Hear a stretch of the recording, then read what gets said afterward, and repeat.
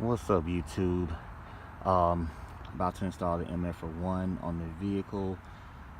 Basically what it does is it keeps the exhaust valve open throughout normal driving, without you having to throw your car in sport mode, or or also prevents the exhaust valve squeaking noise that a lot of you guys are having, which I was having on mine as well.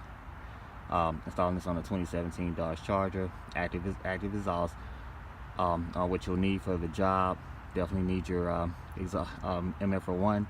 Comes pre-assembled with pre-assembled bolts to let you know in which order they are to be placed onto the car. Also, we need a 5/64 Allen wrench for assembly, 8mm socket for your bolts, and a flathead screwdriver. If I hadn't already said that, I don't think I have, but I was thinking it. But flathead screwdriver to disconnect the harness from the exhaust valve module, as well as some blue thread locker. Alright guys, let's get it done. Alright guys, now that you're under the car, first thing you want to do is disconnect the harness here with your flathead screwdriver, as I mentioned. Here underneath the harness, there's a tab here where right above my finger here. There's a tab that you want to lift with your flathead. As you lift that, you want to be pulling against the harness, or pulling the harness upward to disconnect it. Pretty simple process, not too difficult for that. From here, of course. Next, you want to disconnect the 3 bolts here. Apologize for the rust. Not sure if water may have gotten under here and rusted it out, but no worry there, because the kit itself comes with 3 bolts for replacement there, so those won't be back on the car anyway.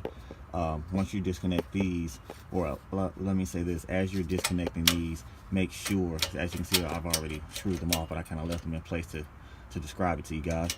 But as you're disconnecting or unbolting them, make sure you keep your hand kind of on this, because it's spring loaded, as you can see, and you want to kind of allow that spring to stay in place and not get dislodged as you're taking it off. But I'm going to go ahead and do that, guys, because I need both hands for it, and separate it, and I'll show you how it looks as it's separated. Alright guys, here is the module separated from the car. As you can see, here's your spring still in place, still intact. We're going to set this aside now. Here, I'm going to give you guys a look of the inside here. This is what I call exhaust now. This is the car hadn't been started today, and as you can see, the module there that controls the exhaust valve is kind of at the 2 o'clock position, depending on how you're looking at it, of course, because we can easily say that's 9 o'clock or maybe even 8 o'clock, I guess you could say, the adjacent of it. But no, we're looking at the leftmost side here.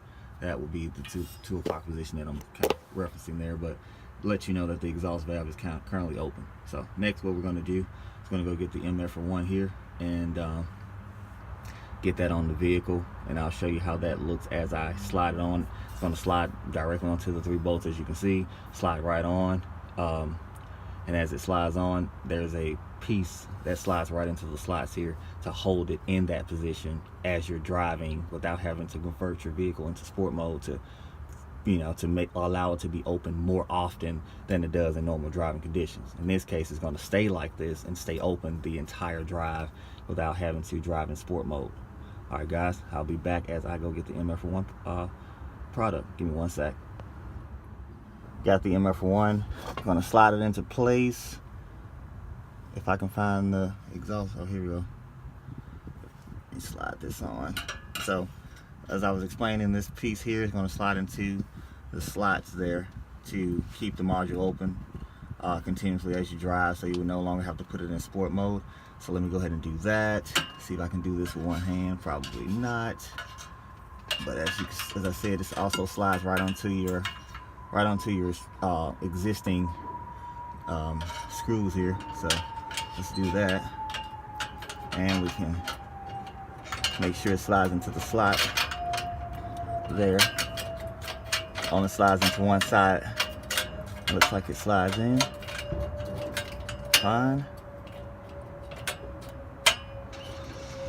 Can't really see but I'm assuming it is. Let's look in. If I can get you guys in, let's see. As you can see, if you can see that there, it kind of looks like it's, let me see, it looks like it's in there. I can't really see it that well. I guess you can kind of make out that it's inside of that slot right there if you look very closely there, and that's what holds it open continuously. Now we're going to go through the process of sliding on the bolts and the assemblies here to allow the product to stay in place, and then you'll put your module back on and put on your final bolt there. So let's go through that now. Hold on one sec, let me go get my pieces, and we'll go through that process on one of the bolts, and we'll go from there. Let's get it. All right, guys, next we're going to put on the hardware. I'm going to go with the bolt. I think this is called the standoff. I'm not sure what it's really called. I think it's standoff, coming from Michael from MFER-1. Then you have this that goes inside that actually gets tightened by the 5/64 Allen wrench that I spoke on earlier. You have a washer here, and you have a coned washer, and then finally before you do that last bolt, you go ahead and put on your module that came with the vehicle for your active exhaust, and then you bolt it all down with this. Before you do the first bolt, you want to go ahead and use some blue thread locker as well before you put this on as well. Let's go ahead and get it done. Okay, so next you do your thread locker here, put on your bolt, tighten this up, then you go with this on top of the screw, and then you go with your little screw here that uses the Allen wrench to tighten. Make sure you put a little thread locker on that as well as you put it in, and then you have your washer, then your cone washer, and then finally you put your module back on, and then finish it all up with the last installment bolt, and you should be good to go. Or of course plug it back up. But let me go ahead and do that. We'll get it on. I'll show you the finished product, and then maybe we can get a sound clip. I'll secure the actual module together, and then I'll